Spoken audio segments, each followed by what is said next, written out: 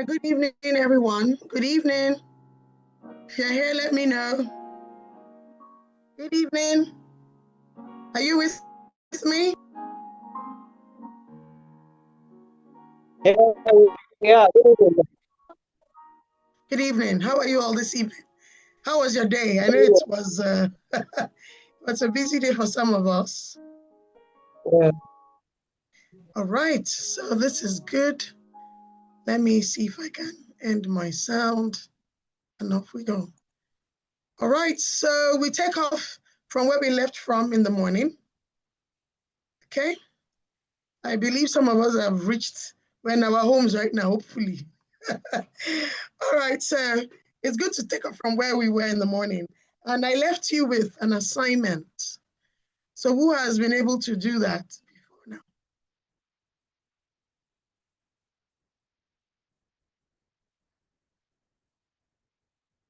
Okay, Mercy. So you went through the export readiness check. And how did you find that? I scored 7. 7 over 20. Yes. Well, that's a good score. 7 is good. Even 0 is good. Thank you. Thank you for encouraging me. Yes, Dr. Ben, you're covering your face. 7 is good. 7 is, you made an attempt. Some people didn't even try. That's the problem. I scored 3. You scored 3. 8. 3. 3. You see?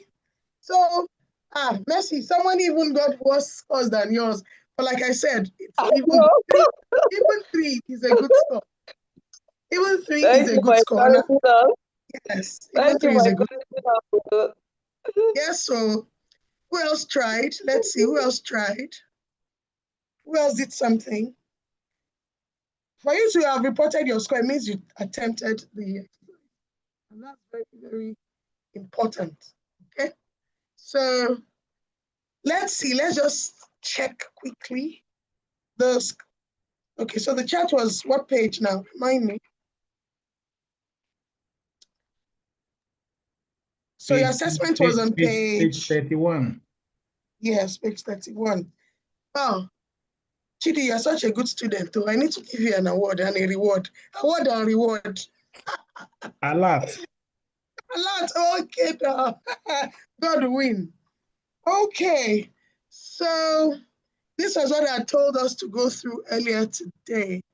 Looks like I've even closed it from here, but if you open that book to page 31, you see your self-assessment checklist. And so when it comes to business information, you see there are like how many questions, like 4. And one says, I have a registered company, not a business name. It's important because you must, if you want to export, you must have a registered company, limited liability company, okay? That's very key. I have a tax identification number.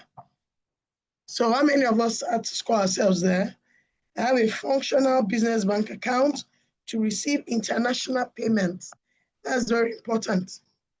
Very key. So let's even finish that part in particular. One says I have a reliable business address and contact information. Absolutely important.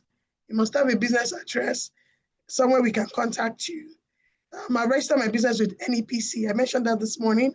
Is when you register as an exporter, you get that certificate, and that actually goes a long way. All right. So in that one, where did you score your 3, Chidi? Because it's important to know where you scored your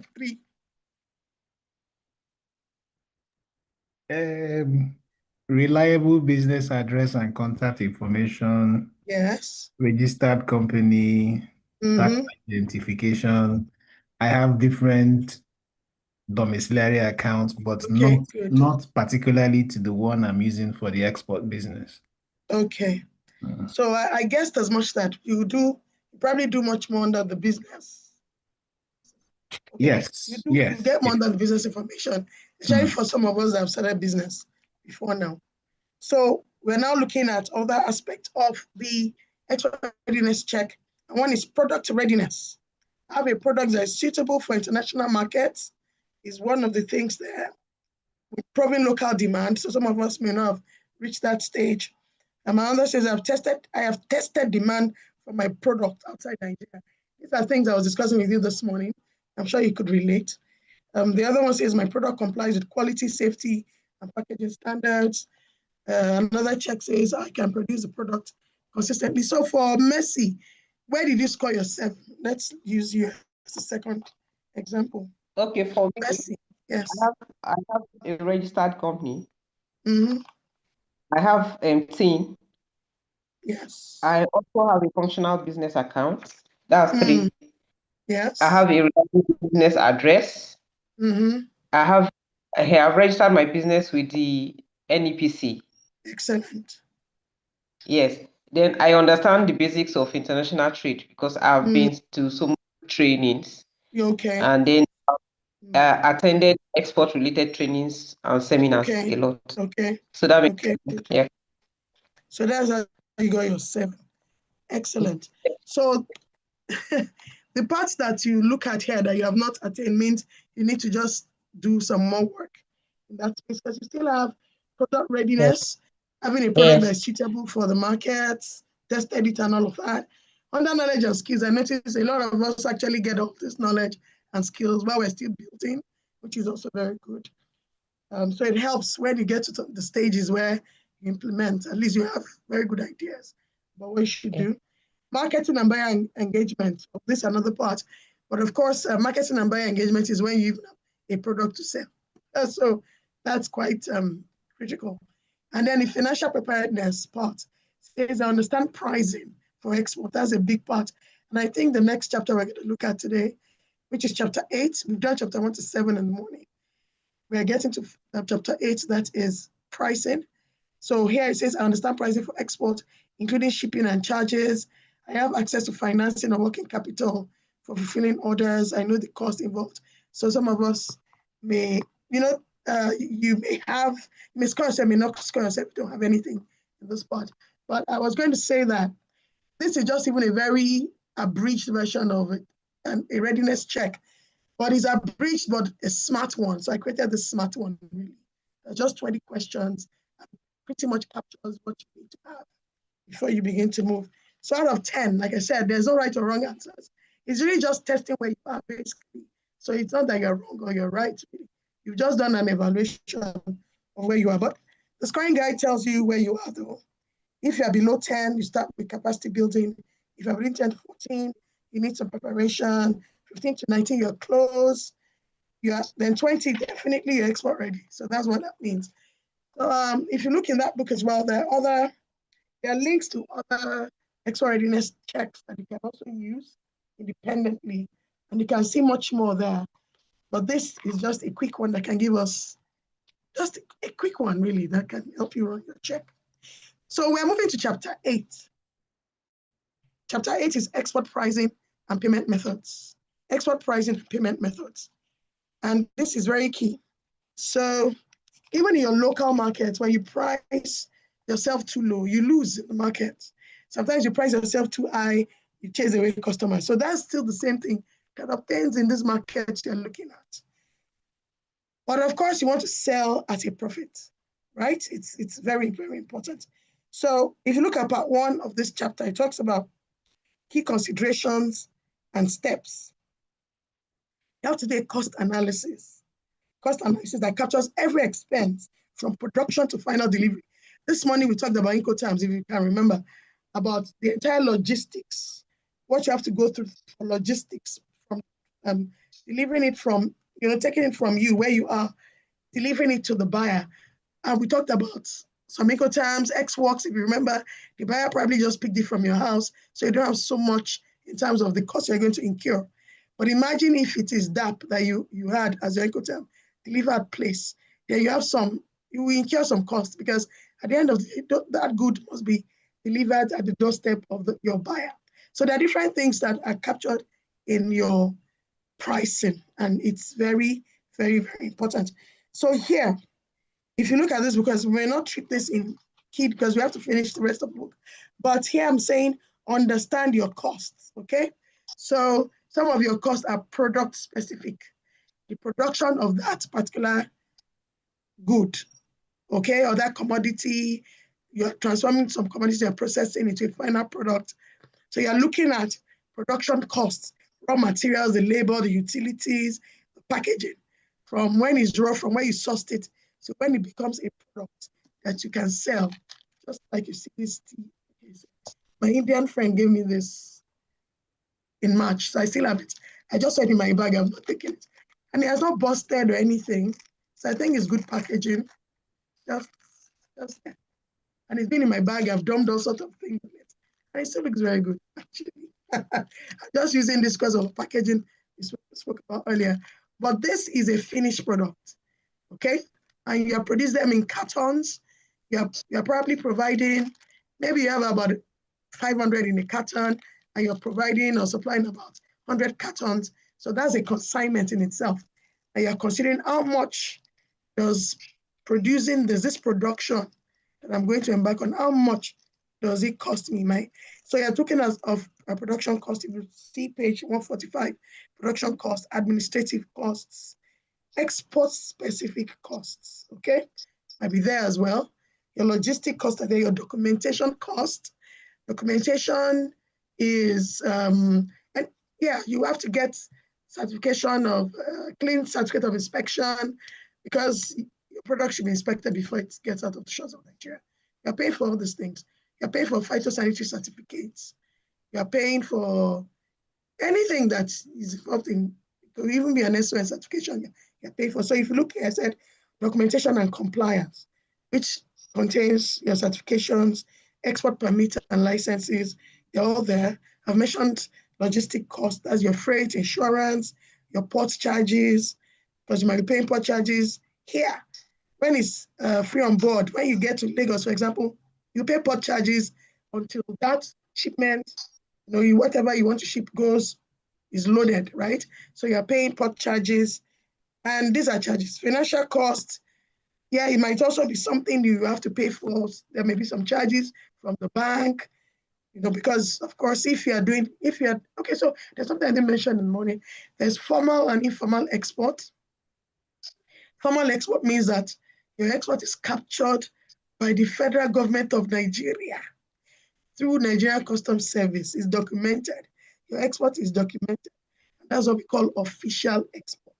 So when export is documented, it has its own benefits.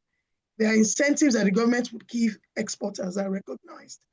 If you're not recognized as an exporter because your export is not captured in any way, you cannot benefit from such things. So just note that there is formal, you go through the ports, you're documented, customs documents you, you have your Form NXP that you've taken from your bank, so the bank captures the value of your export, you're declaring even with customs has your documentation.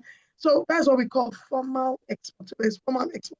Informal export, the briefcase exporters, just put something in your bag. I'm traveling to London, just put some specimens, some specimens, so samples of what you're selling. They're not much, so you could just package them in small packages like that. You can probably just put them on the plane and off you go. That's not official because it's not captured, it's not documented. Okay? So I'm just saying most of us may be doing unofficial export, but we need to graduate to official so that you're documented as an exporter. The benefits of that is that you're recognized and you can get the benefits of exporting. Definitely when you fill your Form NXP, net export proceeds in the bank, what this captures is it also captures the value of your export. And that's why when you are repatriating, you repatriate so they know this is the volume of your exports. This is the volume. So Nigerian government knows how much you have to repatriate when you sell. Okay, not that they're taking anything from you, but those records are very, very important. You also know that as a business owner, you pay your taxes. So it's important. When you sell, you repatriate back to your country, you pay taxes and other charges in the business. And we benefit from that as well. Okay. So financial cost, marketing and distribution costs, all these costs come into play one way or the other. So you must be able to identify your total export costs. It just really helps you to price your product properly, right? Also, the buyer, the person buying from you, may also request special features They may request special things from you in terms of what they want you to do. So in some cases, you might be selling cashew powder in some place, or somebody else says they want nuts. Somebody may say they want it roasted. So it just depends.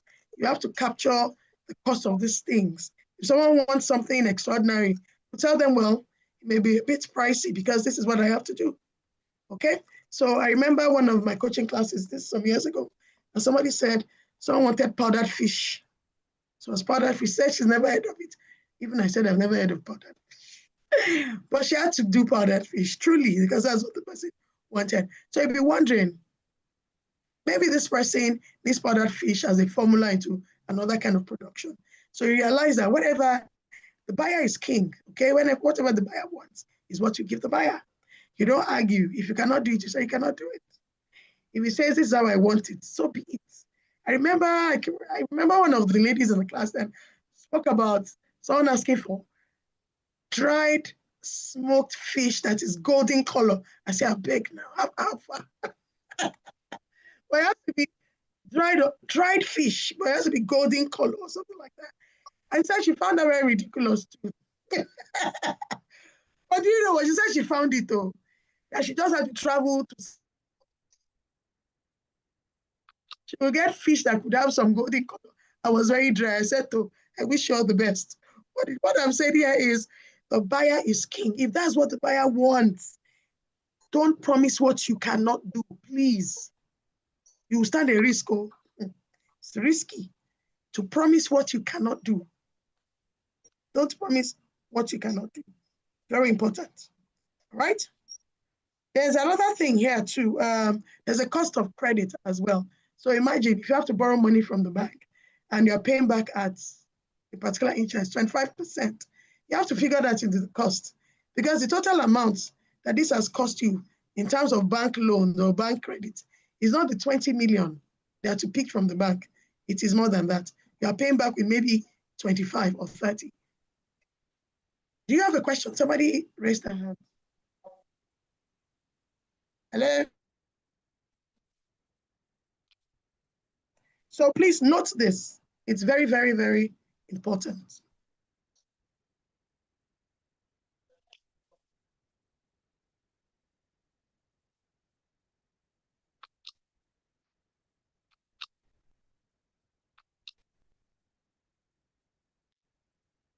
Quantity. So it draws down the costs overall at the end of the day.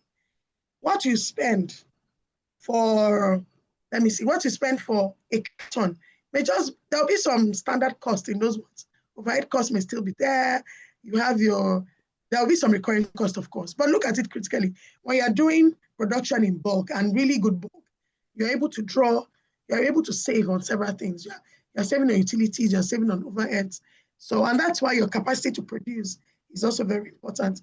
Because when we are producing in little quantities, your products may actually become very expensive because you're going to spend a lot on such products, okay? So product type and niche market. So here, let's look at this. You also want to add a realistic profit margin. Or some of you might determine that, okay, in this sale, I want to make at least 30%. But one thing is after you add up all your costs and you divide it by, you divide to the smallest unit of package, the smallest unit, and it arrives at, let's say, this thing now arrives at, this sachet alone just arrives at 150 naira. Okay, I'm just using that. Or let's say it arrives at $10, okay?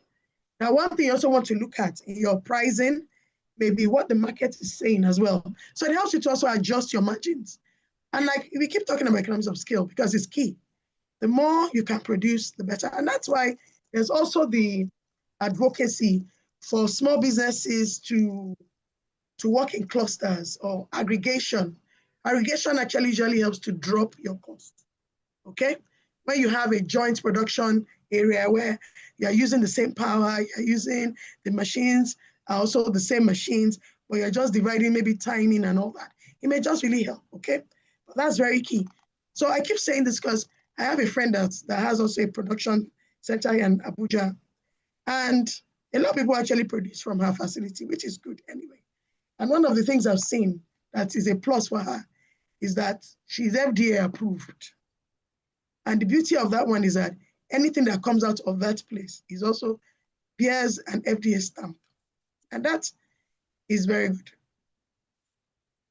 Ideally, when you certify a system, any product that comes out of that place is by default acquires that certification.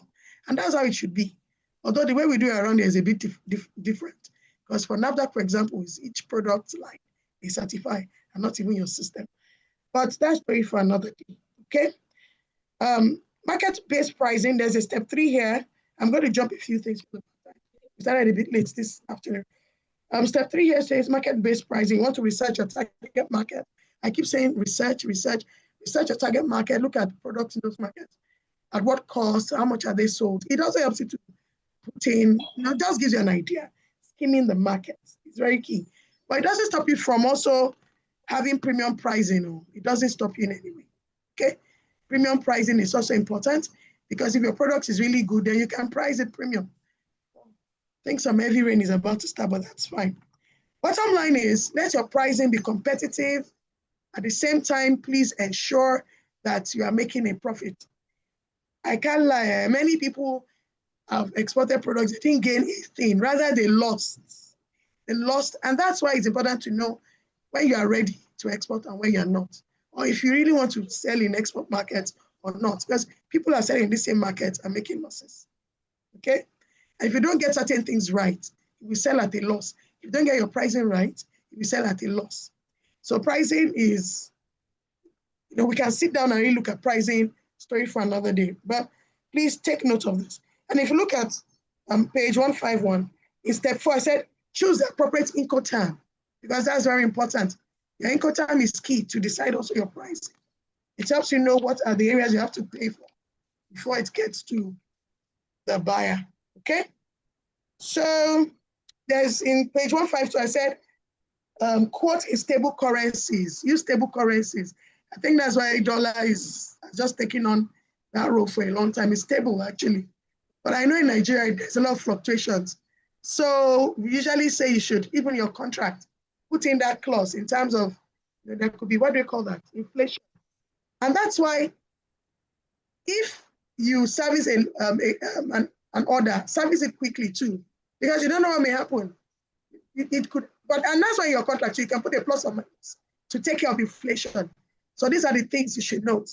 I need my light to be off in a bit. Okay, can you still hear me? So I want us to look at, just a minute. Let me just, a quick break, a 1-minute break.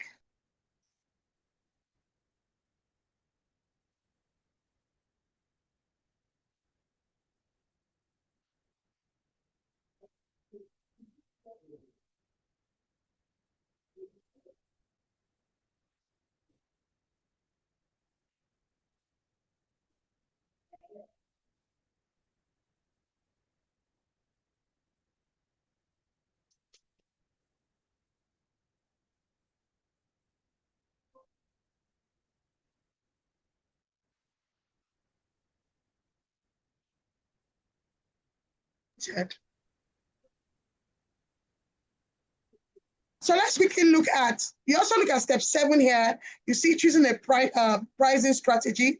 These are very important, market-driven pricing, skimming pricing. And I'd like you to look through that when you have some time. I want us to quickly move to payment methods. There are 2 things I want to show you tonight, and I just don't want to push those parts. 2 is payment methods. So you have the payment methods, letter of credit, advance payment, they're all here. So you can actually decide the payment method to negotiate with your client, because some can actually do advance payment. I think recently, I was speaking to someone, a friend of mine, actually made a post about her online recently. The people buying from her, she does uniforms, but the person buying from her does advance payments. So they send her money ahead for the production. And I said that was so good because it takes away a lot of stress from her. So that also depends on your negotiation. Never forget that.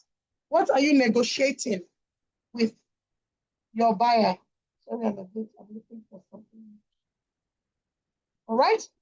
So very important. Absolutely important.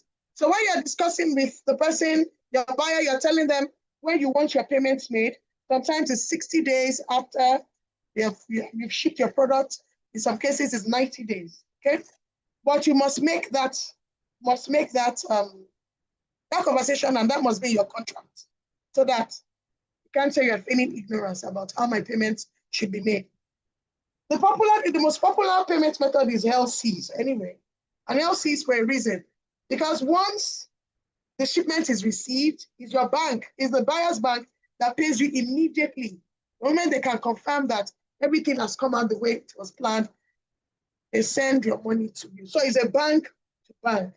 The buyer's bank sends the money to the seller's bank. And that, for me, is it's a very convenient way of payment. And people prefer that. Letter of credit, so you have to discover your bank, open a letter of credit, and that whole process also takes its own toll. At the end of the day, once your product arrives where it's going to, we check, it's fine. The certificates are there, documentation, it arrived just as you are agreed in a contract, packing list, all those documentation is cleared. The bank, your buyer's bank sends to you and you receive your payment. So that's a very, very easy payment method, okay? So you can also read the rest. Let's move to, so there's a case study on letter of credit, very apt and very straightforward. You can take time to read it. So let's look at chapter 9. So chapter 9 is key for a reason, because it talks about services export, okay?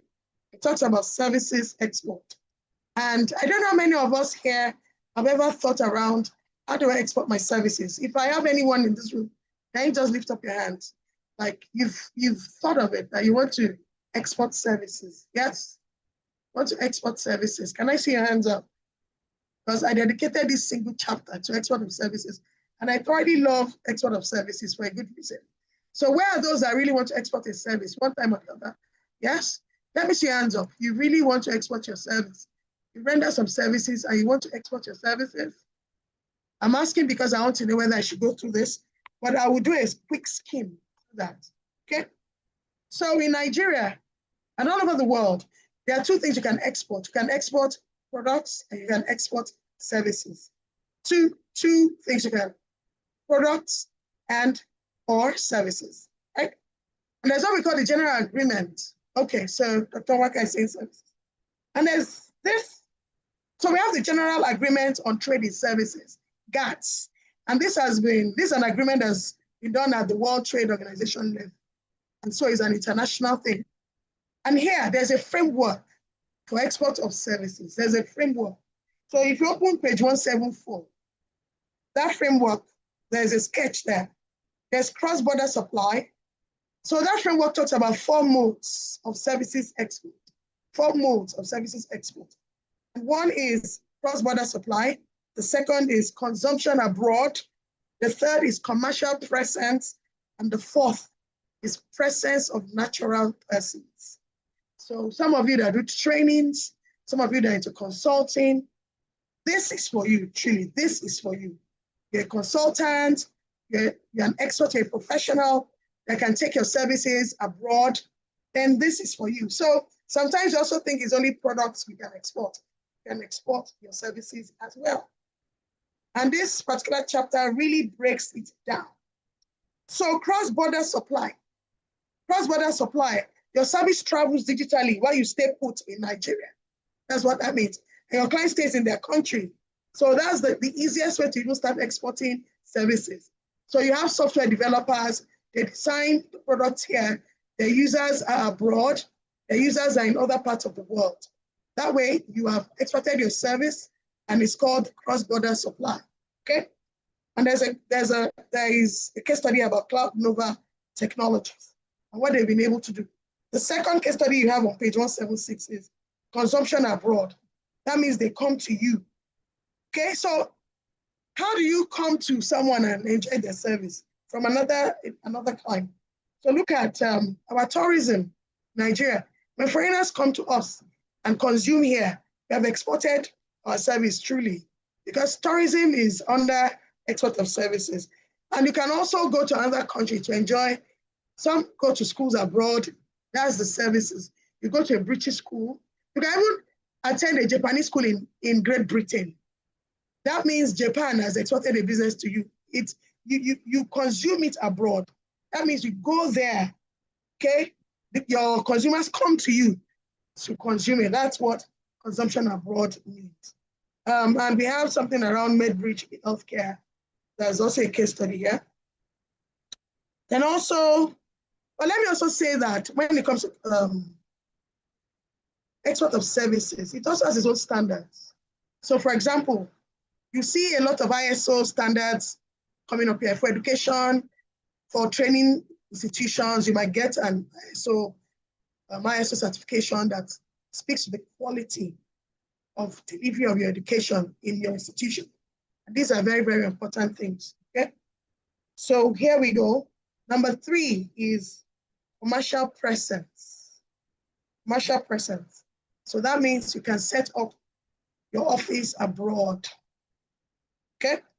In this case, commercial presence. And we'll think about it. When we talk of commercial presence, give me examples of Nigerian businesses that have set up shop abroad, yes? Can I have examples? Can you type it in the chat box? I want to be sure that you understand what commercial presence means. Yes, so you set up shop abroad. We have our banks. Can I see you type in there? Let me be sure that you're following. Nigerian businesses that have exported their services through commercial presence, yes. We have our banks. We have some of our hospitals, yes. Have set up consumption. Same way, we have foreign hospitals coming here. So in Nigeria, can you mention names of international organizations that have set up shop here?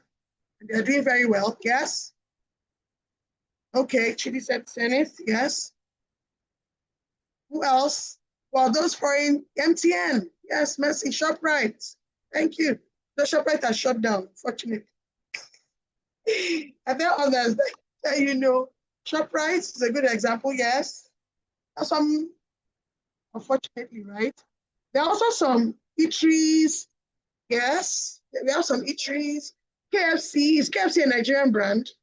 Although some of these international brands have also used franchising, which is another model for expanding into new markets, right?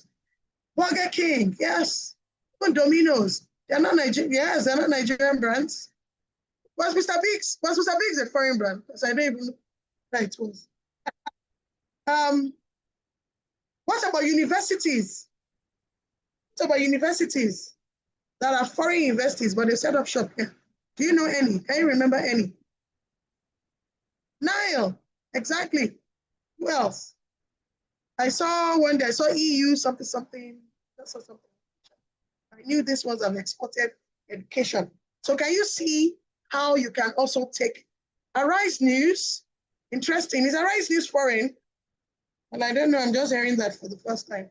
Turkish Hospital. Thank you. That's a good. Okay. Excellent. So you can actually have, can go and site in those places. And who knows? So recently also, one of my clients registered a business in another country, and she has had a partner there, and they're selling there too. So those are that was a very good move, Chile, and she's done very well. In fact, one day I saw at what's this show they do on TV? Like the Lions Den, where you have, okay, Lafarge, like the Lions Den, she was there. She came to secure some funds from the panel there. And it was really interesting. When I saw her, I had to even take a picture of her and send it to her. That this is really cool. When I see the strides, she's taking some really, really big strides, really taking her business out of. But the fact is, she's been on this for a while. So she didn't just wake up and say she was going to Canada or UK. She had worked on it. Dangote is abroad, yes. Dangote is abroad. The last time I traveled to Ethiopia, yes, and they took us on an excursion. I saw Dangote cement, and I saw another thing about Dangote there. So I was just smiling and telling them, but see, Dangote is here, oh. And that was quite heartwarming. Okay, so let me tell you that even for services, there's compliance. Compliance is a general thing. So if you're a consultant, for example, your business may have some certifications that shows the level of your expertise, right? If you are exporting healthcare, exporting education, you must be seen as premium. You want to be seen as premium. So because there's competition also in those spaces, right? And this is really interesting. So it depends on what you want to do really with your business. The number 4 part here is the mode, is presence of natural persons. That's the mode. Taking your expertise on the road with you. So you go and offer a service. And for this, for some of us are professionals, it's important that we really, really deepen our expertise so we can take our expertise to other parts of the world. You might be brought in to work on a team of architects in a foreign country because you have the qualification and you need to travel. That's presence of natural persons. That's why I say taking your expertise on the road. Okay, so you move from your location to another country to offer your services. And look at the example I have here. A Nigerian architect consults on a project in Ghana, earning $8,000 to $12,000 per project. There's also this person that exports creativity. So tell me, which of our people in Nigeria actually export their presence of export? Oh yeah, let me see. We're trying to put examples that we may be familiar with. How many Nigerians do you know export their services for its presence of natural persons? Yes? Can you think of any? Let me hear you. Can you think of any? Presence of natural persons. Take it. Good. Nollywood. Absolutely. Absolutely. Nollywood. They're doing a whole lot now. Comedians are going to do shows in Miami. They're going to do shows in Greece. My God. What about our musicians? Yes. They go to perform in foreign countries. They get paid. My God. People are buying tickets and almost dying to buy tickets. Davido. Yes, sir. Davido is a very good example. So these are the things that we need to look at. So you could have skills like that. You could actually, in fact, a lot of Nigerians export services, especially for those that are professionals. When they get abroad, they offer their services as professionals. They have exported their service. If you've studied, there's a claim that remittances from Nigerians abroad is what sustained Nigeria has even been what has been sustaining Nigeria in many cases. So that also means that, well, let me not say Japa has his own sites, but it does have some sites for Nigeria because diaspora remittances is also a big deal for Nigeria, right? Okay. Nurses and doctors, yes, your expertise, you are called upon, we pay for you, come and do this for us, and that's it. And of course, I've had some opportunities like that as well. I've had to do something for a project in Ghana, and I was paid well for my job. I've had to come, okay, we need you to come and do something here. And that has been quite, I'll say it's been quite gratifying. And also, of course, I keep saying that as a consultant, I consult for international development agencies and they pay me in their currency. So that's also an export of service because I'm offering my service to a different client completely. I'm offering to the government of the UK through the work I'm doing, and I'm being recognized by the payment I'm being given for my service, probably paid over a number of days. It's also export of services. So I keep saying that if you deepen your expertise, you can actually export your services. Okay, you can actually export it, can offer it to clients, can offer it in ways that you cannot even imagine. That's how it works. So yes, take that very seriously. If you really want to export services, you can. That's what I'll say. Yes, you can. All right? So, and in some cases too, I must say this, for some of us, although I see Nigerians getting some certifications, foreign certifications, because they hope to move one day and use it where they're headed. But you can also get those certifications here because you don't even know where it's going to matter someday. Someone is saying, I need someone that has this qualification. I need someone that has this qualification, and they're in Nigeria. So I'll give you a good example of a friend that does outsourcing. And right now in Nigeria, some of our clients abroad will say they need this kind of people to work for them in Nigeria, and she's able to find them. So it just depends on your forecast or your focus, what you want to do, okay? Very important. Now we have a misgiving that foreigners sometimes think they have negative perceptions about Nigeria's capabilities. That's not right. I'll tell you that even foreigners respect us because Nigerians have done really great work everywhere in this world. So don't even downplay it. Don't downplay it. Okay? Don't downplay it. Don't downplay the fact that Nigerians are the talk of everywhere. Just don't downplay that. At the end of the day, your buyer or whoever is communicating with you looks at your skills and the ability to perform. And that's what matters at the end of the day. Okay? So if you want to export services, be an expert at what you do. Be a professional. Okay? Be a professional. If you're designing, design well. Let someone love what you're doing. That's very important. My son started designing from secondary school, SS1, SS2, SS3. And funny enough, he uploads all these things on one particular design page. And before you knew it, you see people writing in, I like your themes, I like your designs, can we work together? Now to just step in to guide him properly. And he was just in SS2 thereabout. So it means that there are also some places. So some of you might offer services, you can go to freelancing.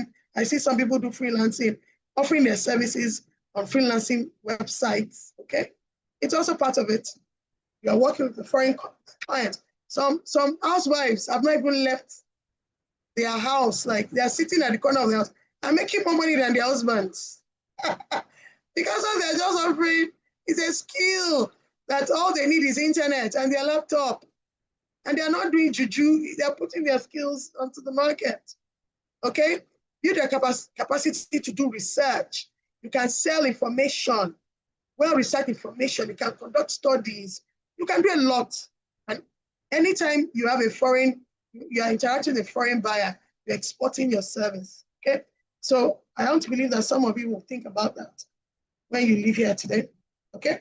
Education is a major one. Some of us have schools that, in fact, sometimes we also say we are doing British education, even though it's Nigeria. So you are trying to attract British people that live in your country to come to your school. That's also an export because they are coming to your school to benefit from that service. All right? So you have some reflections on that chapter, which is also very important. Now look at export financing. Funding, growth beyond borders.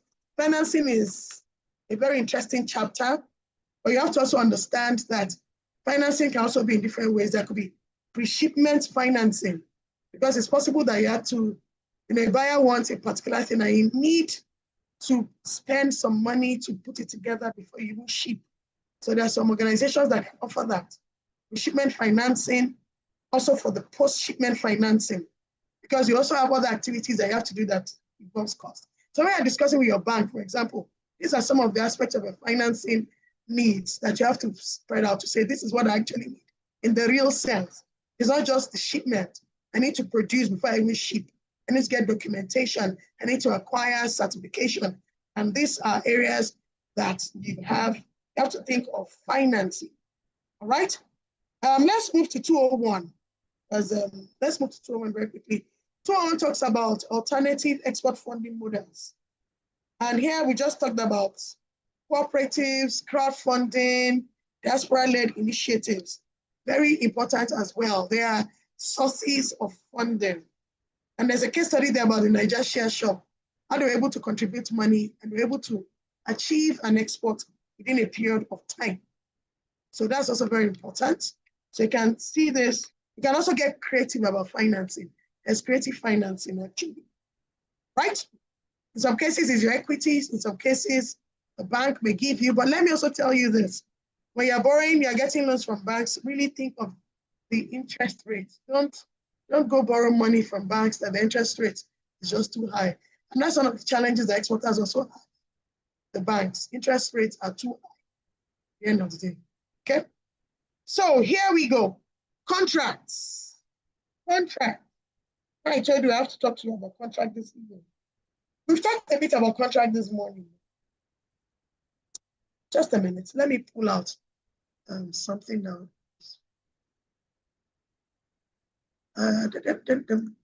Let's see whether I can find it.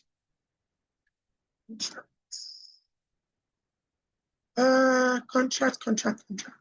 In the morning, can somebody remind me why I said contracts are important? Yes? Well, I search my file. Hello, can somebody tell me why I mentioned this morning about contracts? Yes? If you're in my class this morning, someone tell me about contracts. Yes?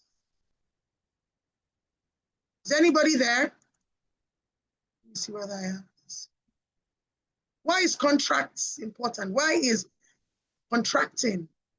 Why is it important? Because it contains the essence of the agreement. That's what determines the terms of engagement. Without a contract, you don't have a business. So you talked about the importance that you really need a very watertight contract to ensure that you don't run into errors.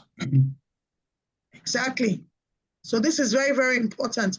I have some documents. Let's see. I'm trying to see whether I can find mine, but let me use this one that I have here so that I can take you through this since it has, okay, just a minute. So if you had a verbal agreement with someone, what do I call it? What's the risk you run? It's just a verbal agreement. Okay, this is it. When does it become documented? Is it only when it's on paper? How can you document an agreement? I'm just asking this so I can see how you document agreements with people you speak to. Yes? So there's a paper part, you put this in agreement, you sign it. What other ways? Because we always say documentation. So what other ways can you document an agreement with someone? Yes? Is anybody here? Hello? Is anybody here? Is anybody home? Hello? Are you with me?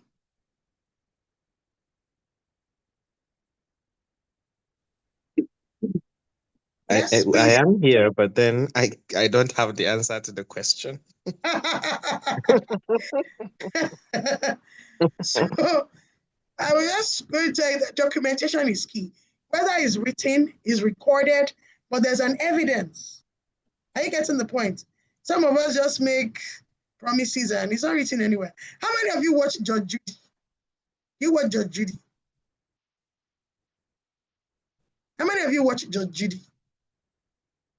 None of you. Oh dear. I didn't. Oh Lord, you don't watch Judge Judy. You have to watch Judge Judy once in a while.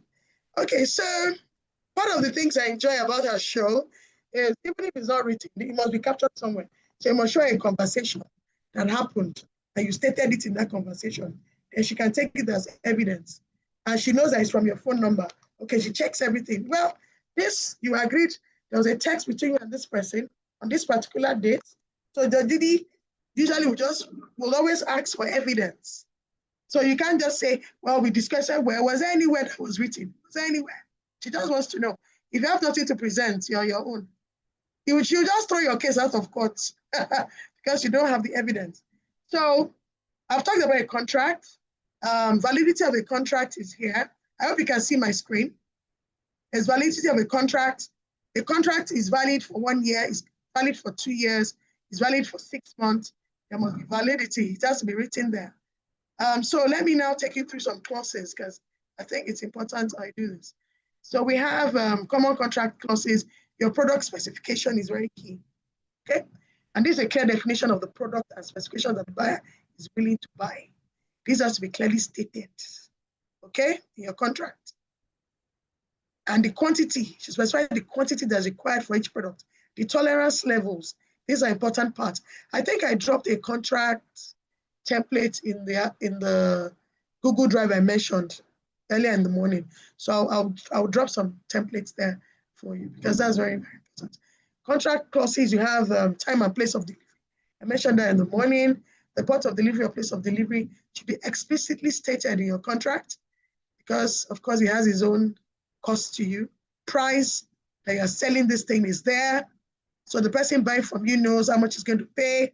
And of course, when you agree on the pricing, you have agreed on the pricing. We might also have some clauses around subject to certain things. I talked about inflation and then maybe a clause around looking at current inflation in case before you able to send it, some things have changed. These are conversations you also need to have with your buyer. Okay, payment terms. How am I going to be paid? Letter of credit, cash against documents, bill of collection. You have delivery terms. It's all stated in your contract. So we talk also about documents. We should include a clause, which you are going to include a clause with a list of documents that the seller is required to present that transaction. And present will mean you have those documents already. You have those documents ready, so that when it gets to the buyer, it's also what your bank is going to look at. They check your bill of lading, they check your packing list, they check your invoices, they check. So there is a list in this contract that says these are the documents that I will present, and I make sure that I get it. That must be presented before for inspection of the goods. Or clean certificate of inspection is a document, and we have to inspect all of that before payment is made to you. Very important. And that's why documentation is key. Imagine if you put in your contract, you put 7 documents to be presented, and all that was presented is 5. Then you have defaulted. So whatever happens with that, you have to resolve it. You have to solve that problem. And that's a major thing. Documentation is a major thing. Even your documentation may include, I talked about packing list. Somebody tells you, this is how I want this thing to be packaged. There's a reason, and it's in the conversation. See, why I always go for contracts is because when you're negotiating your contracts, you have conversations. You discuss every bit of what you want this transaction to take care of. Okay? Very important. So somebody tells you, I want you to pack, is even ugu leaves. Let me even look at ugu or some dried vegetable, who knows? And he says, I want it in 10 grams. 10 grams packaged in cellophane.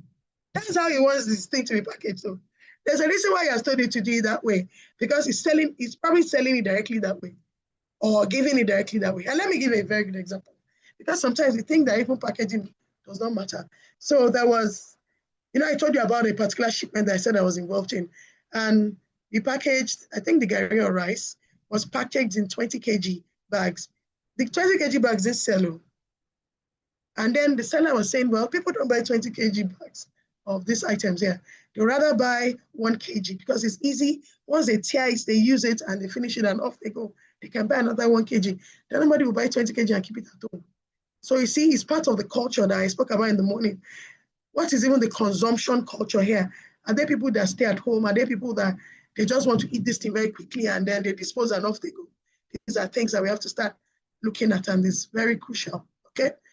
Also, so your documentation, all these things are there. Your agreement with this buyer, it states how he wants his things to be packaged. It states the milligrams, it states the weight. Then even dispute resolution in case of dispute. This is how we're going to settle it. Are we going for arbitration? Is it litigation? Is it mutual consent? Are we using UK law, Nigerian law? Those things are important. It depends on the level of your export. If it's really huge, you know that when there's dispute, you need to figure it and say, okay, this is how we're going to resolve this thing. Should anything go wrong? Or else, it might be the one on the wrong side of the law. And the applicable laws as well. What's the law that governs this contract? What are rejection clauses? If the specification falls below the contract, what do we do? Now, I'm saying this also because someone might say he wants, let's see.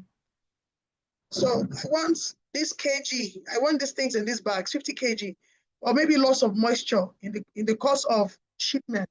It doesn't arrive there at 50 kg, it arrives at 45 kg. If you understand what you are shipping, and you know that it might lose moisture, and because of that, may lose weight. So you're going to put plus or minus. So you're saying the weight of this thing will be 50 kg plus or minus 5 kg or plus or minus 5%.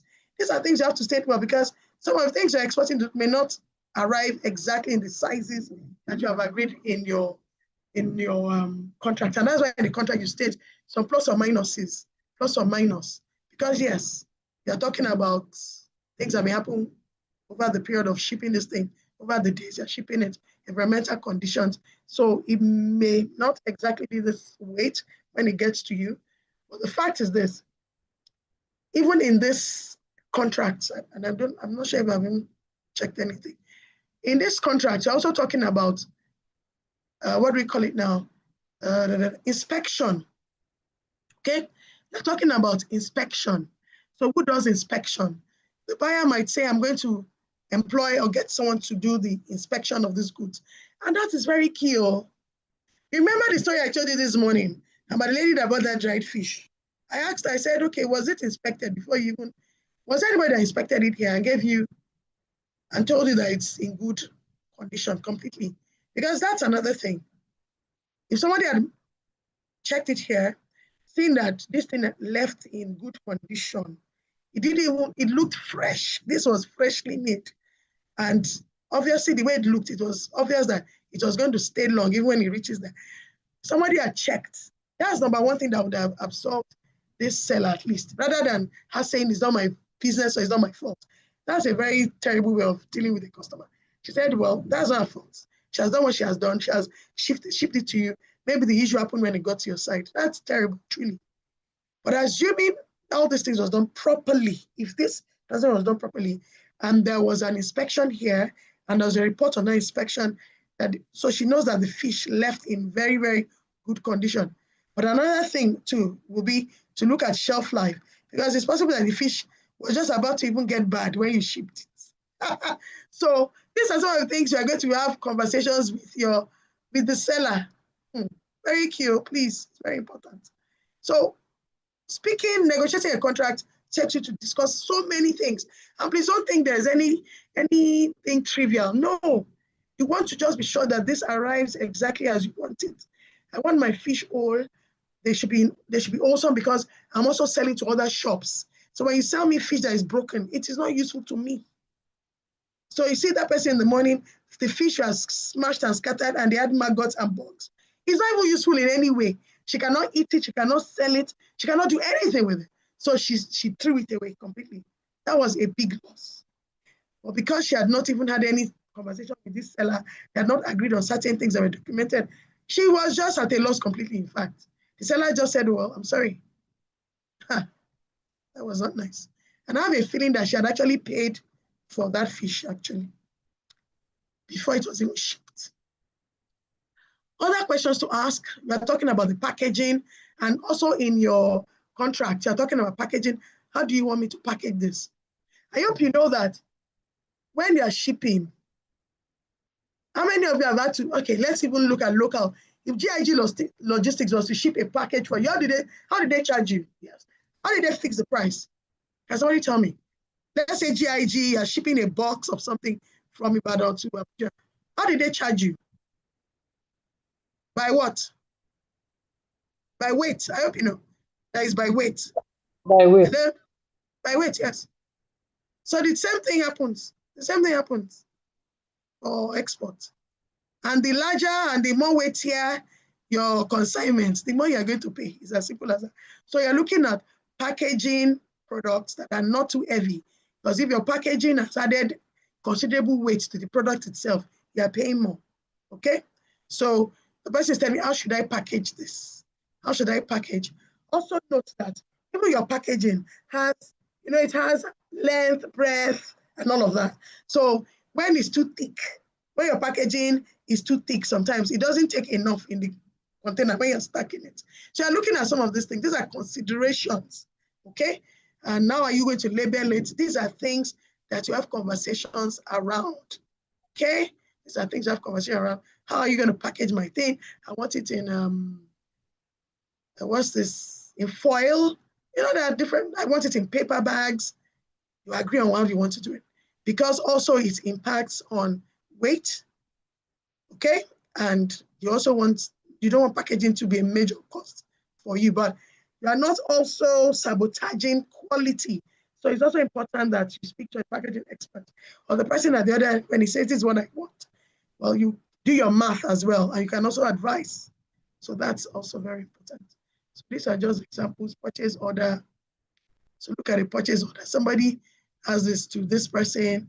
So this was prepared by Tokumbo, a very good friend and a faculty on our AgriChains Expert Readiness class. So she did this for just 200. But look at the purchase order. So it said it should ship by here, and this is a document too. It's a document, okay? It's a document. You see here, FOB. It said it's shipped by here. Now, where I'm taking you to, right, is the quantity of what we want you to be supplying to us. 300 cartons per week. That's 60,000 kg per week.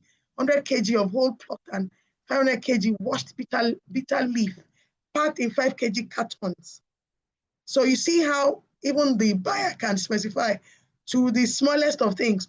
See the yam, you say 5,000 kg of fresh white yams packed in 20 kg, between 8 and 10 tippers per box, packed in 20 kg boxes.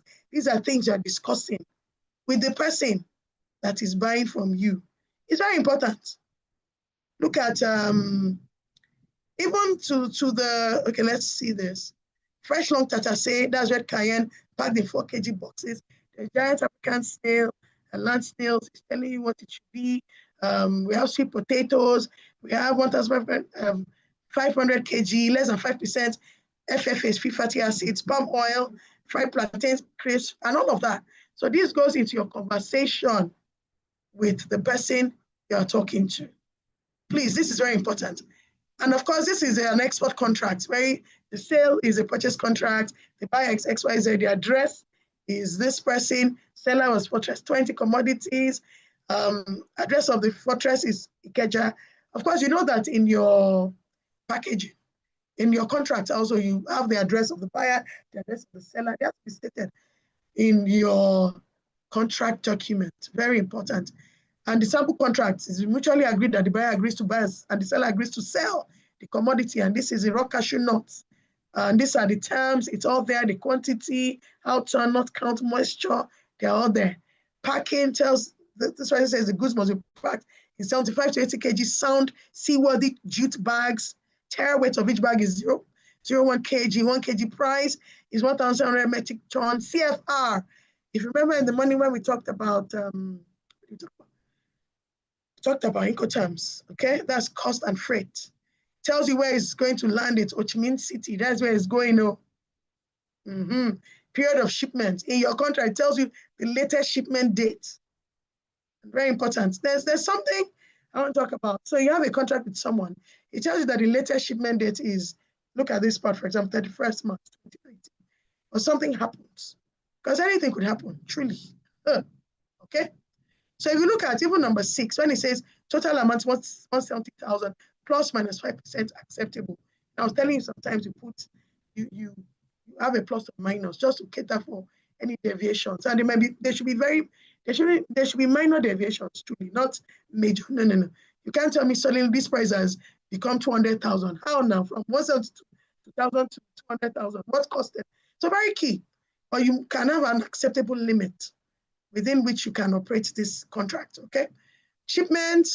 Now, I was just talking about date of shipment. There's a reason why someone will say, I want it by this time. And you have found out that, okay, if I'm taking it by here, it gets to you in 24 hours or 48 hours. The person is rest assured is going to get his product in 48 hours. It's possible that he wants to use it for something within the next 52 hours. So if it gets to him in 48 hours, he can use it. There are expectations around these things. So when you think that shipping later than the expected date is cool, it's not cool because you've disappointed someone that is waiting for that consignment. So you must, see, we keep saying that every Nigerian is an ambassador.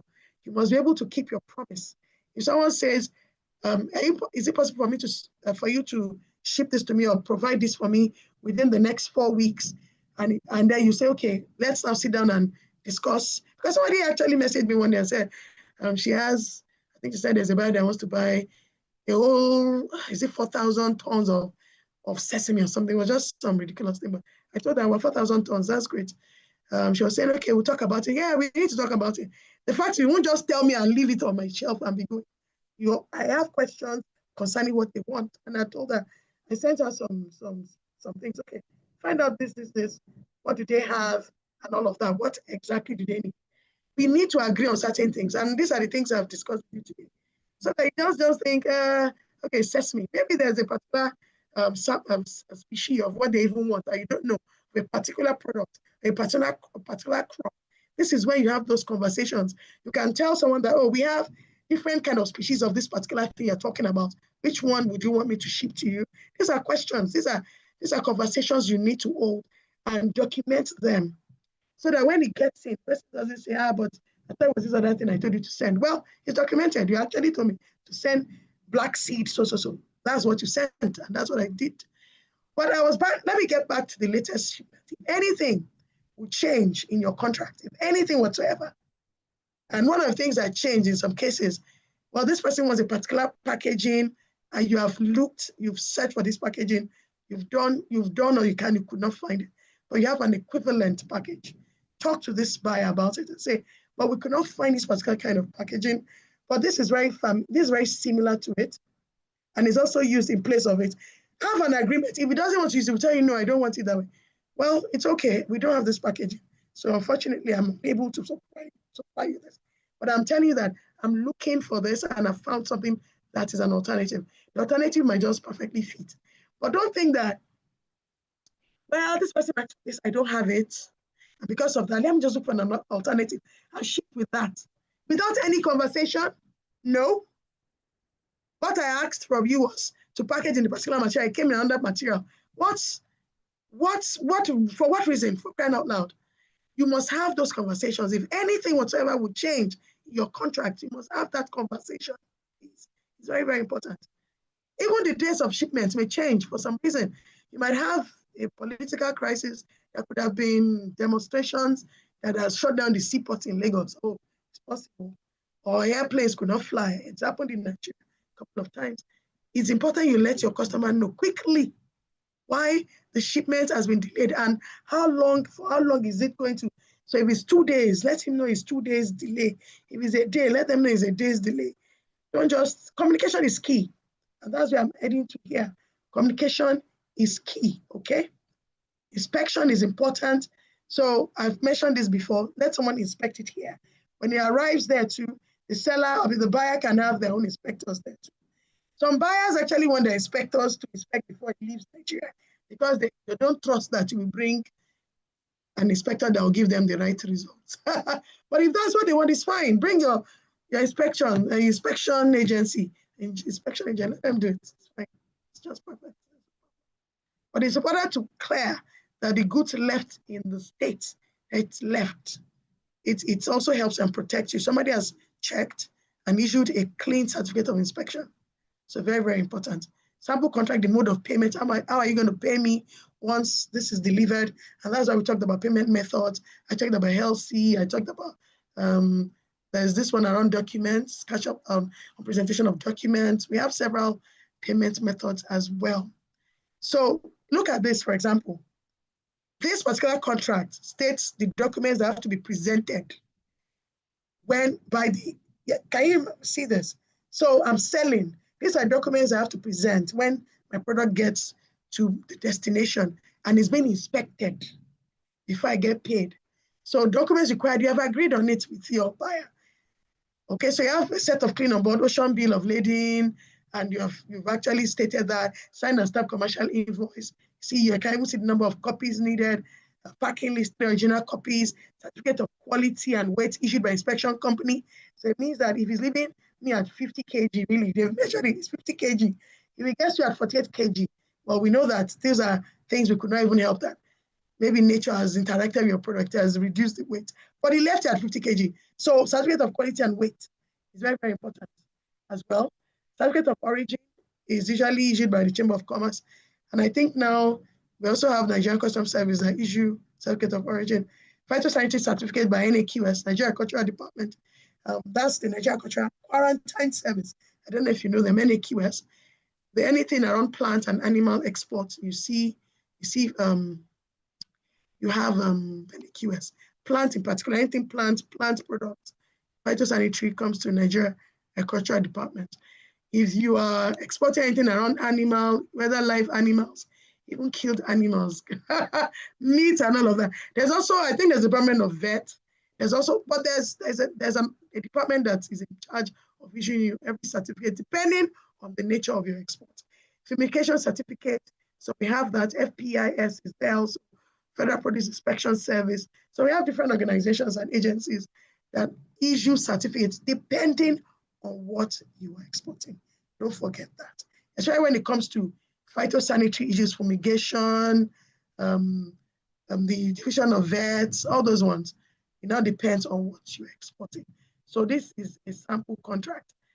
Let me also say that your contract must contain force majeure. So these clauses are applicable. It means that if anything happens, we call force majeure force of nature.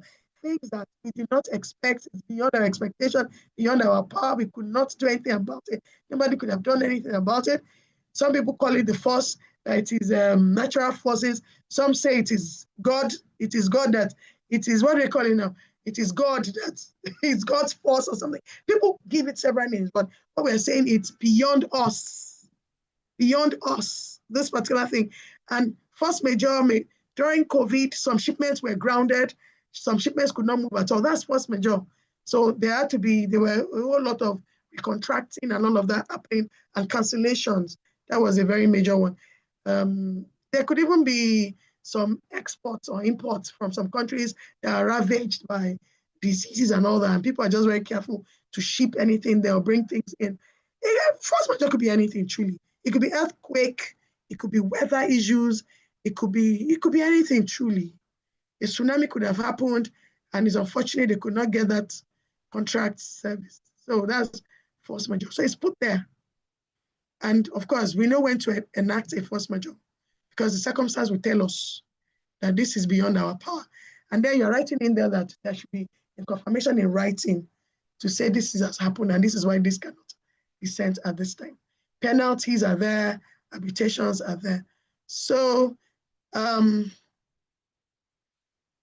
let's do this. Let's answer these questions before I move to some chapter in this book. Mention 4 contract clauses that you know, that you saw in this contract. The ones I touched, the ones I think I touched, I believe. Yes? Contracts, let me quickly say these are contracts in page. So you can go back to your book from page 201, and there are major examples here. When you read, it becomes even very clear, okay? Yes, so what are 4 contract clauses that you know, clauses that must be in your contract? From what I have run through right now, yes? The people listening, yes? 4 contract clauses that you know. Quickly. Product description. This is a test of whether you are listening. Yes? Product description. Yes. 2. Can be the same person. Product description. Yes. Who else is in the room? You can look at your book, is okay. Even the documents that need to be presented should be there. Yes. We're talking about weights. We're talking about packaging. It's all there. Okay. What else can you see as a contract clause? They're all there. Penalties, force majeure. Yes. Payment. Payment terms, very important. Yes. Delivery terms. Force majeure. Force majeure. The price. I'm buying from you at this price, so it's in the contract. These are things, yes. Price, force majeure, payment terms. These are I want to be paid. Letter of credit, yes. Dispute resolution. Yes, dispute resolution. Should anything happen, this is what we're going to do. So this is very important. If you look at that chapter, you see quite a lot here. Okay, so that I can run a bit now. Okay, so number 2 says a contract is valid even if we didn't agree on a price or consideration. Is it true or false? Is a contract valid? Is that false? False, definitely. False. So what's the conversation about? Why you didn't talk about price? Okay, so number 3, I can do whatever I like after I sign a contract. After all, the product or services belong to me. True or false? False. False. So one thing you should notice, once you enter a contract with someone, you need to fulfill your obligations. And of course, even the buyer and the seller, there are clauses for both in your contract. And both. So you see, when there's a dispute, is this contract you pull out? I'm telling you. So, but this is what we agreed upon. So remember this morning when I spoke about this person, this is my very good friend, I had to be part of this conversation with one of agents, the Gary person. She said to me, said, one thing that I saw that was a flaw in this whole thing was we did not even have a contract in place. We had a very big order. She got 22 million or 24 million from the bank to service this order, but there was no contract. Can you just imagine? She said, Titi, that's one thing. After I evaluated everything I did wrong, I realized that there was even no contract that spelled, that was able to spell the terms of this particular export transaction, even with the third party, because she went to buy some kind of guy from a third party. She doesn't know that third party. She was like, somebody just introduced her to these people. And I guess it was because they were in a hurry. They had the time to service this thing. So she didn't even also do her due diligence. They just did some half-baked gari that had so much moisture, and all the gari that they brought from that delta was bad before this thing reached because of moisture content. And then there was just nothing for her to even fight with. There was nothing. There was just nothing. Okay? Even with the distributor or the agent, there was just nothing that could have helped her to take a stand on certain things and recoup her money. So she said one thing, and it was a heart-to-heart conversation, because she even called me and spoke to me about it. I said, TTC, one thing I would like you to do is to, if there are people that even need to go into contracts, you can just help us. Just help us to look at their contracts. I said, well, that's fine. If there's anything like that. After all, I teach contracts, so why can't I do that?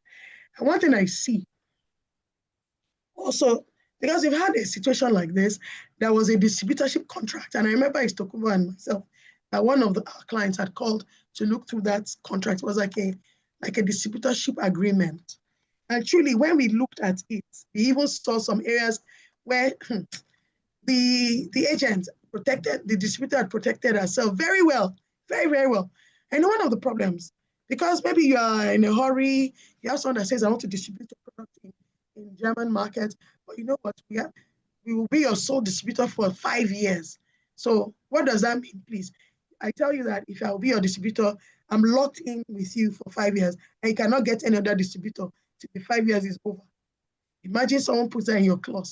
So what if we get another, what if that distributor is not performing? What if there's somebody new that comes on board? Or you have someone you want to use, of course, you want to employ their services within the 5 years because you're not content with this person. What do you do? But you've entered an agreement and you've signed that you're bound to this person for 5 years. So we saw a lot of those things in the agreement, that because they crafted it and sent to her. And she was like, she's looked through this thing and she's just feeling funny about some things. And I said, okay, please, ladies, can you just help me look through this thing so that let's see what areas. And we actually were able to run through that for her. And we underlined all the clauses we felt, no. This has to be more general. This is where this will hurt you in the future. We understand why this clause is there, because this person wants to have the full market for those 5 years. But do you think that if any new distributor comes in, you know that you cannot break the truce you have with this person? So we had those discussions and we reviewed that agreement with her. So that was very, very key. Now, one thing I want us to look at quickly are also these kind of risks. And risks were mentioned in page 217. So there could be financial risk, market entry risk, supply chain disruption, payment default. There are risks. So you have to also think of mitigating. So assuming my payment doesn't come in on time is a risk. Because if you plan that the payment comes in 60 days or in 30 days, whatever you agreed, and you have banked on a particular process to begin on the 31st day, and this payment has not arrived for 60 days, what do you do? So those are risks we're talking about. Supply chain disruption, this is where you source from, but something has happened and you're unable to source from that place. How do you mitigate against it? These are things you have to think about, okay? For example, we had floods in Nigeria that washed farms away at one time of the year, one particular year like that. If that is where your source is from, what do you do? Where do you go for? So these are risks you have to begin to think. Currency fluctuations are very important. How do you hedge how do you hedge at those points? FS risk, how do you hedge foreign exchange risk with forward contracts, negotiating payments in stable currencies? These are things you'll be thinking about. What about political risks? What about legal risk? Political risk was a risk I mentioned when I said a shipment had to stay in transit. He had to stay in a particular country and was there for several months because he had a political risk that grounded everything. And that shipment did not even leave there. Interestingly, you can imagine when a shipment arrives like 10 months after, ideally, you start in October, it moves in December, it gets where it's going in July. Some products in there that have shelf lives that are close to expiry will be there. So people that would have bought from you will say, this is close to expiry. Sorry, I cannot buy, because sometimes I keep products in my shop for 1 year. Now, the shelf life of this thing is just 6 months to go. It now affects your entire transaction with this buyer. But he was also lucky because there was a Ghanaian couple, he said, and they were able to take some packs of, I think, Indomie on that shipment, and they were able to sell quickly. But please, you might not get that lucky. So think about it. There are several risks. There's a particular case study about Elimate Textiles, about currency risk. If you read it, you'll find it very interesting, because by the time she sold, open account 60 days after delivery, exchange rate at contract was 570 naira to £1. Right? And then by the time the payment was made, exchange rate was 640 to £1. So it was going to change it back to naira to purchase what we get to purchase in Nigeria here. She won't have enough.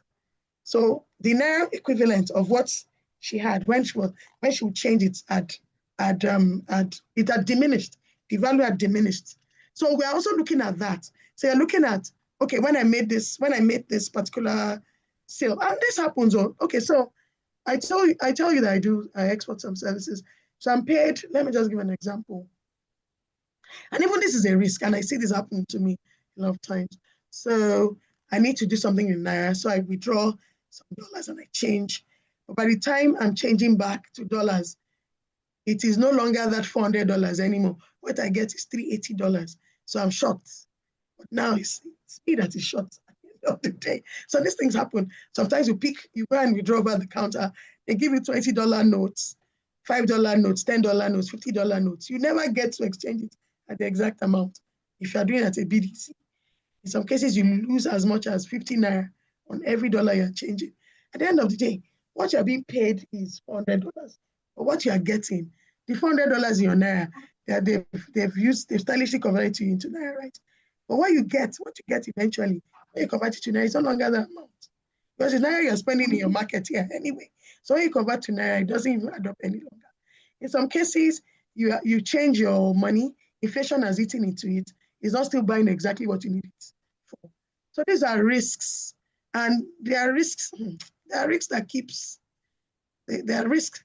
Okay, yes. Banks usually would want to see that you have an export contract, yes. Because somebody will finance you without seeing an export contract. You must have an export contract. Finance, that's where they come in. That's in the box there. So these risks are very important. Logistics risks, that's why you insure your goods. Insurance is very important. Your goods can disappear on the IC. It can be damaged or in transit to the port. It can be damaged in your warehouse. Anything can happen. That's why you insure the things we insure. Insurance is also a very important part of this business. So let's see. In another few minutes, I want to show some tools. Let me see what else I can look at here. But the remaining chapters here talks about, let's see. The next chapter talks about leveraging the African Continental Free Trade Area. So read that up. It only tells you that you have the African continent as well. It has 1.3 billion people, and Africa has not been trading with itself. Most of our products, we trade with the West. And Africa is saying, we can trade with each other because we also have a lot of things in common. We're Africans. Our taste buds may be similar, our interests may be similar, cultural issues may be less, and all of that. But of course, African continent, we still have a lot to do, because even traveling from here to Gabon was 2.3 million, how many weeks ago? Traveling to, where did I even go to recently? That was just ridiculous. And I was wondering, why should it be so expensive? And that's the fact. Within the African continent, flights are so expensive. The amount you fly from here, you can use it to go to Dubai 2 times. Those are issues we're talking about, really. Like the African Continental Free Trade Area would work. We really need to look at logistics, the ease of logistics. Logistics, flights, movement of goods, movement of persons, Even right now, we're now seeing xenophobia, where we are talking about AFCFTAs, where some people are chasing the African brothers out of their soil. It's just ridiculous, right? But there's an opportunity there if we get it right, okay? There's an opportunity there if we get it right.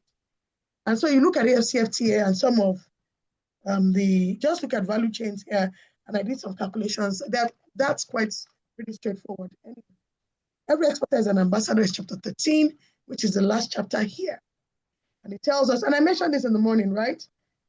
That if you do well, and I'm telling you that we need to regain trust in Nigeria's goods and services.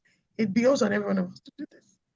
A good exporter would at least try and erase that bad impression. So somebody may have a very poor impression about a Nigerian. Then he meets another Nigerian that does so well. And he's really fascinated and said, I didn't know you guys are this good.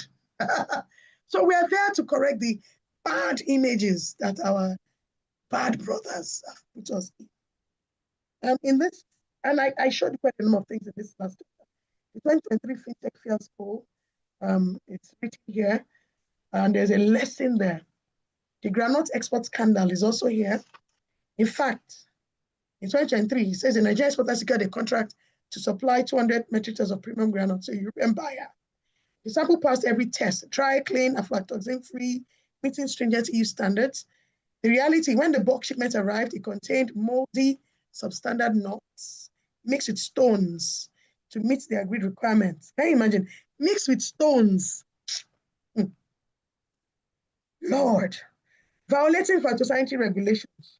Of course, is rejection, by all means. Definitely. And I'm telling you that an exporter's greed is our own. It is every greed can tarnish an entire country, cutting corners. And let me say this.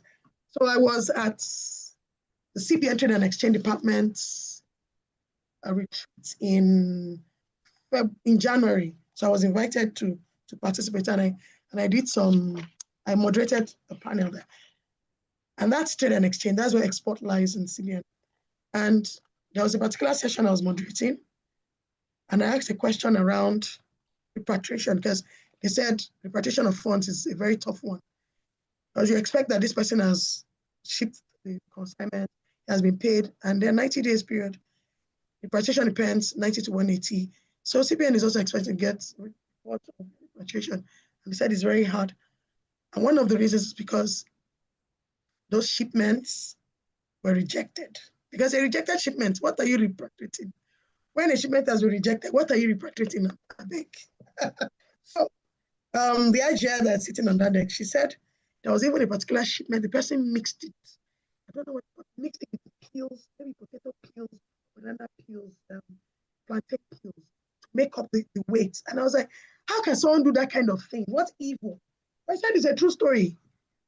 This is someone from CBN saying, these are the things Nigerians do. My God, please. I felt really sad for that purpose when I heard the story. How can people do this? And it happened. Someone can mix sand with sesame. Who are you fooling? This thing gets to those markets. At the end of the day, they blacklist Nigerian products. And this is the reason why you see Nigerians really have to struggle in international markets, because of people that could defraud our name because of lack of integrity. Please, we shouldn't be one of them. I keep saying, if you learn how to export right. Do it right. If you're exporting for the first time, get someone that's experienced to work with you, trying to hold you, and ensure that you do not sabotage any process. Okay? There's a process of inspection. If you sabotage it, and you could be sending something that is not even worth what this person has asked you to send, because there was no inspection. You did not test. There's no sampling. There are things you want to do to get it right. So that at least for the first time, at least your first export, you have obeyed, you've ticked every box, and you are very sure that this is going and is going to reach where it's headed in the best way possible. Okay? So I will leave you with that. That's 13 chapters I've reviewed since morning. And I want to show you something quickly, because this is very important. So we've been able to run through the 13 chapters, because I told you that this is both a book review and a masterclass. I've been able to speak about every chapter. Some I spoke in a certain way that is enough for you to just run through the rest. Some I dwelt on them so that you understand. I took time to talk about contracts, because that is very important. Because at this point, some of you may have someone that wants you to supply. Yes, you can have a request from someone truly, and they're asking you, oh, we need this. And you can reach out to me, you can reach out to anyone you feel you can have these conversations with. But once you know what you need to ask for, you ask for those things from that person. So if the person sees you like, at least you're knowledgeable to a good extent, okay? You can tell them, okay, this is what you want. Okay, these are the species we have. You know, you can have intelligent conversations to even guide the buyer as well. And the buyer too, you're asking them, how do you want it to be packaged? You know, things like that just makes the buyer know that you know what you're talking about, right? Even if you don't know everything, just try. Try and have those conversations like the professional that you are. Just try. In the morning, we talked about emails, we talked about communication, that you can also start searching for your buyers. So let me quickly show you this. So there's something called the export potential. Let me see if I can set. So I'm hoping I can just spend another 10 minutes on this. And this is very important. It's a tool I'm leaving with you. Can you see my screen? Okay.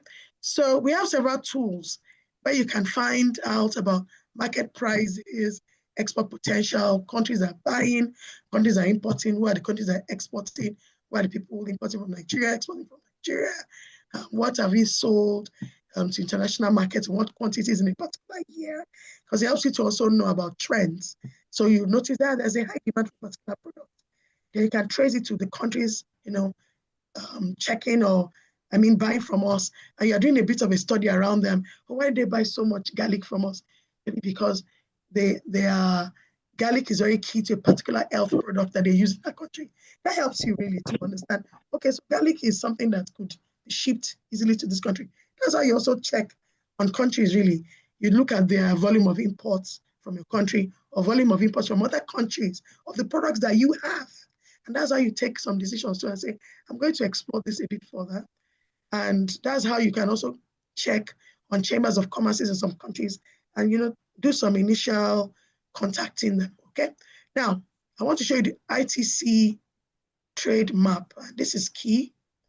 So if you type in your browser and you type export potential map, ITC export potential map, you're likely going to see this come up, okay? ITC export potential map, just note that. It's going to bring this up for you, okay? I've clicked some things, but I'm going to click some parts for you to see. And if you look at this, you see the ITC actually is International Trade Center. So they've done a lot of, they've provided statistical data that is based on research. And up to date, in fact, you see they say estimate for 2030.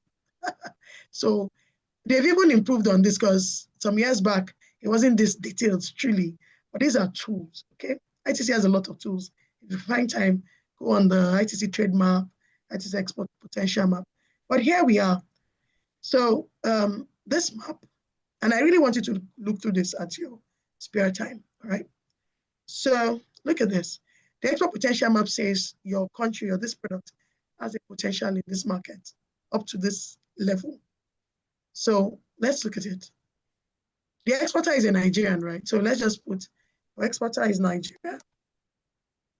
We're trying to look for the potential of some of your products in some countries, right? And I put Côte d'Ivoire here. So let's look at this. So here we have urea. I know Dangote does urea in big quantities. He's making big money. For small businesses, urea may not be something you're looking at. But look at this. In Côte d'Ivoire, urea export from Nigeria. The export is $32 million in terms of the export potential. And what is the baseline export? 9.8. Unrealized potential remaining is what? 22 million. I want to engage you here very seriously so that you see what I'm doing. Okay. We're looking at Nigerian products. For the exporter is Nigeria, the market is Côte d'Ivoire. And they've given us, so if you look here, some products are ticked, they're all here. Okay. While you move your mouse over this, you can see export potential. Soya bean flour and meal in Côte d'Ivoire. $2.5 million is export potential. So we have even exhausted it because yes, there's no, we are doing well with this one. We are at this point. So when you say there's a potential and we have not used it up, it means there are opportunities. That's what this is telling you. The opportunities to export to these countries because you have the potential to serve this much, but this is where you are your performance. I hope you get it. Floats, bars and rods, all things are there. Oil cake from soya beans. But let's look at exports in, can somebody tell me a country? Yes, let's just quickly look at it together. A country. Someone tell me a country to look for. Let's look for our export potential. Hello? Anyone? Is anyone giving me a country? Let's see. Nigeria, processing. Ghana. Okay, so let's go to Ghana. Ghana, where are you? Ghana. So let's look at the export potential in Ghana. Okay. So let's look at Ghana. So this is, oh, has it moved? You know, Ghana should come here. Why is it not going?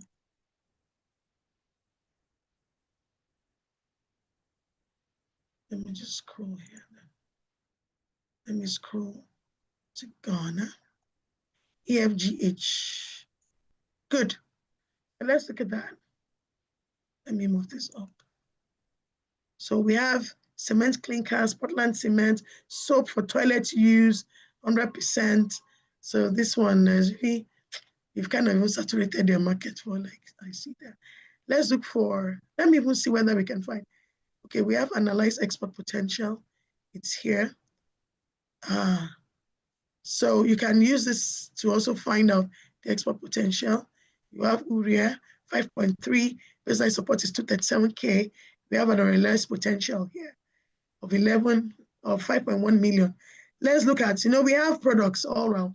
Let's look at what products now. Soap for toilet use. What do we have here? Soap for toilet use, 18 million, realized potential. Thing is going off my screen. But you can actually click here and just check.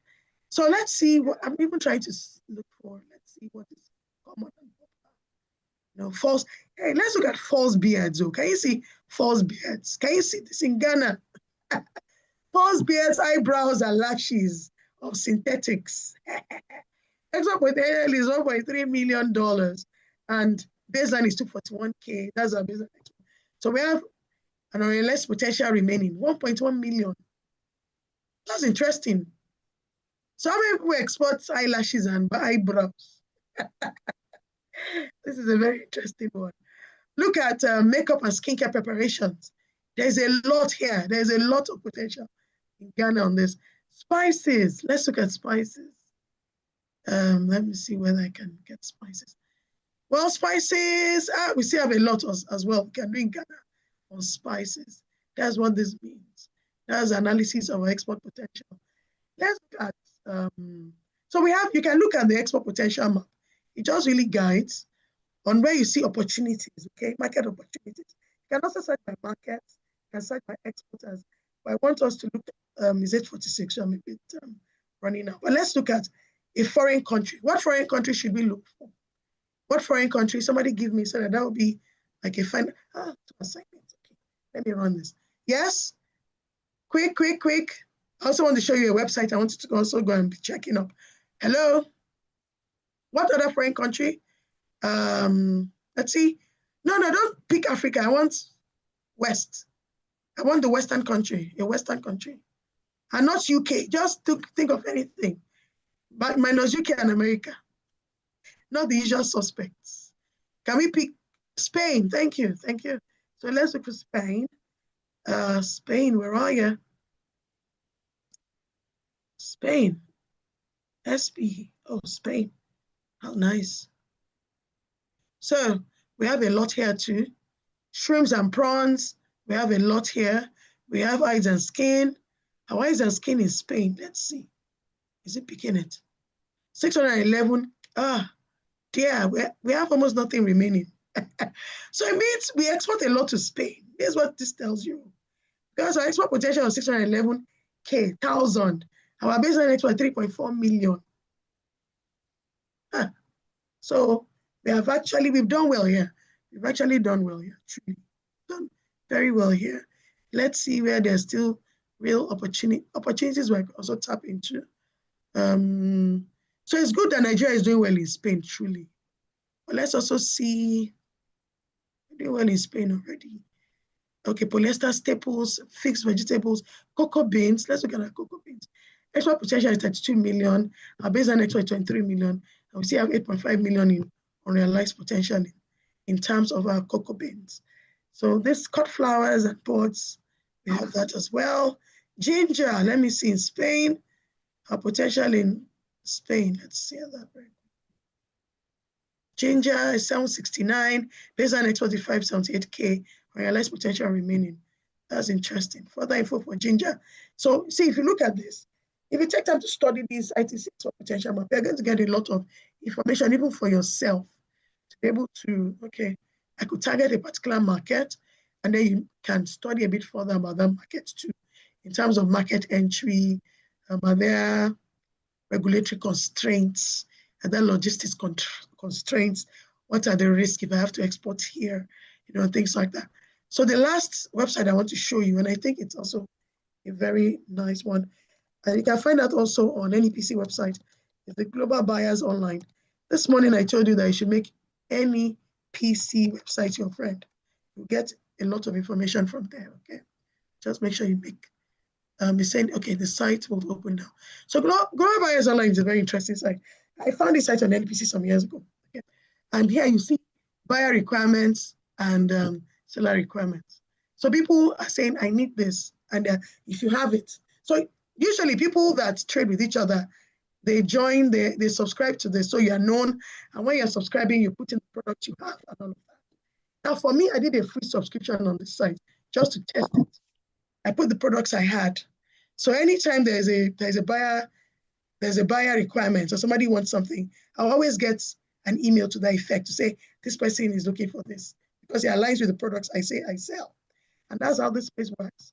So see buyer requirements. Somebody wants aviation parts and he lives in Bangladesh, okay? Agricultural commodities. People, you can even say, you can do buyer requirements by countries.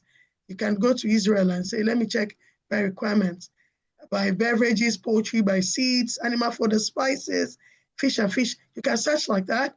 Let me search with spices. And this says, okay, so there are no buyers for spices from Israel. That's what this says. I hope you're following this, because these tools are also for you to go and look at on your own too, and just use that to follow. And I'll tell you, you can actually do a free subscription on Global Buyers. It gives you an idea. Unfortunately, I can't open my email right now to see email messages that I do get when people are, asking for products. But let me see another thing. Okay, tea and coffee from Israel. Let's see whether there are any buyer requirements. There also says nothing. Okay, so let's pick something around processed foods. Okay, so let's look for another country, and let's look for another country. I went to, okay, so let's look for products that people are looking for from, what did I say, Spain? Let's say time, okay, let's even say UK, no wala. So UK, we're looking, let's go to spices. Let's see. So can you see, there are 14 results for buyers, for importers of spices in the United Kingdom. Now see what I talked to you about communication. Even when you have it, you have to contact this buyer, and you're contacting this buyer by email, okay? And so I did a class on communications too, and I tell people in my communications class, when you're using email, in this case, where this is the case, like someone wants to buy from you, or you've reached, of course, they said we need to buy spices, really peppers, black pepper. So can you supply to the UK? Regards, Miss Natasha Ali. Then you contact Miss Natasha now. What do you do in your communication? You're introducing yourself. Now I keep saying that if you're an exporter or you sell products, please have your digital footprint, because that's the best way to say, okay, you can check our catalog on this site. You can check this. You can even refer to it could be publications around some of the things you do. Because also we are trying to be sure that, we're trying to authenticate this seller to be sure that you're not just somebody sitting behind a computer and just trying to fleece us, okay? So, but this was posted on 2nd February 2026. It says, can you supply? You can contact this buyer. You can then mention, in terms of woody peppers, if you have varieties, you talk to them for the varieties that you have. can talk to them about pricing, you can make inquiries, initially you can write a few things and make your own inquiries, and that is where the correspondence actually starts from. Once you get to the point where maybe you now want to enter a contract with it, you talk about your payment terms and all of that. But this is very important that I show you. Agricultural products, for instance, in UK says we're active purchasing grains, spices, and fruits. Please get back to us if you deal in this. Mr. You see, and you contact the buyer. They are Mr. Tunataja. Tunataja. Okay? So Global Buyers Online is also a very great place to search for buyers, search if you have products. But let me also tell you that you need to also be careful. You meet people online. You also want to do business by the books. You don't want to be carried away because someone says, I want to do business with you, then just totally lose your guard. You need to protect yourself in every transaction. You're in a situation where you end up, yes, agreeing to supply something and then you don't get paid. Because it does happen. I'm telling you this, it does happen. So you also need to be sure that you're checking on this seller or this buyer. You want to also know who they are. You want to know, as much as it's trying to do a background check on you, also trying to do a background check on them. So it's a two-way thing, okay? So this is Global Buyers Online. You can find time to read through so that you can post, and here, when you remember, you can post your buy requirements. You can buy requirements by categories. You can buy requirements by product, by countries. You see all of this. It's just a good place to just generally dwell on one of these days and just look at what people are asking for, okay? And just generally look through. The only thing is that if you're not subscribed, you're unable to contact the seller. That's the only thing. And I think subscription is about $200 or something. Yes, I think it was $200. So this is it. Malaysia, Singapore, and on it goes, okay? So even there's to buy jewelry here. I'm seeing India, required to buy jewelry, must SS316 gold plated, quantity required 50. Example is earrings, finger rings, bracelets, necklace. Please quote us your best prices. So you deal in gold, for example. In fact, this was posted on 24th June. What's 24th June? Today, this is a fresh request. Somebody has posted this on 25th June. So you could actually just find time to play on some of these sites. I'll show you guys, it's really key, okay? The ITC potential map helps. Global Buyers helps to help you see what people are asking for by requirements. It could really be of great help to you, okay? So I'm stopping sharing here.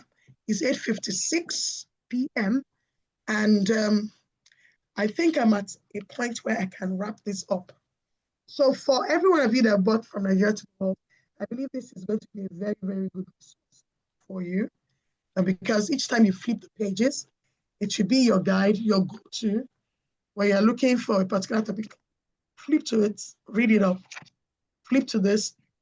We have created a platform anyway, and the platform, we can actually also keep asking questions. But I told you I'm going to share some things on the platform, the video that everyone sent me, so that you see how really bad someone exported me to another Nigerian in diaspora, and it was such a terrible product, she said. So we are ambassadors. I'll come back to that. Now you understand a couple of things in your export journey, and I want to assure that with the knowledge that you have, you can begin to take your steps, even if it's baby steps.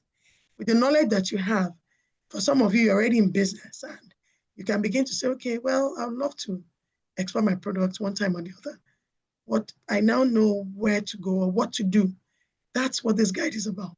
You can pick it any day and look at the step-by-step guide and say, okay. But I told you also that whenever you would do your first export, major export, speak to someone that has been in that space so that you can be guided properly, you can be handheld and handheld through the entire process from end to end. Because one successful shipment also gives you the muscle to do more, okay? And that's where I'm going to end this. Don't forget, quality is what quality rules in international markets.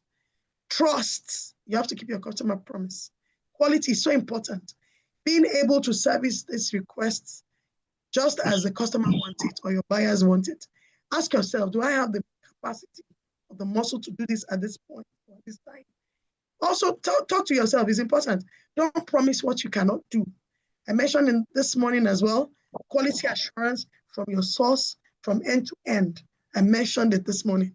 I spoke this morning also around being able to watch, for example, your logistics, being able to employ a solid freight forwarder logistics company that handles your product from when it gets on the ship to when it gets to where it's headed. Because that period in between, anything can happen. I talked about insurance. So this is a time for you to go through every chapter and think. In the chapter, I have reflections and activities and actions. I would love to see you take those actions. It's a day at a time. Truly, it's a day at a time. Okay? So thank you, everyone. I don't know if there are questions. Is it 59? But I'm about to sign out. This has been recorded. I'm going to share also to those that were unable to join this session. I hope we're good. Is it a good place to wrap this up? Yes, it's good. Okay. Yes. Thank you, everybody. And thank you for being my guest today. 2 hours in the morning, another hours, about 1 hour, 50 minutes this evening. It's been a long day, but thank you for those that held on to this time. And I wish you, when Taisha Larry says, may your road be rough. Oh my God. Sometimes you listen to that, you're like, But I tell you, may your export journey be smooth. That is what I wish you, really.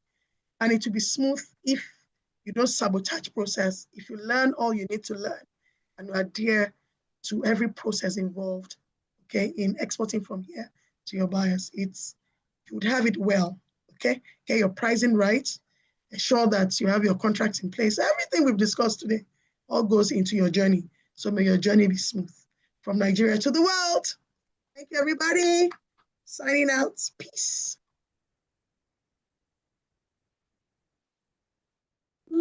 Thank you so much, ma'am. Have a good night. Good night. Good morning.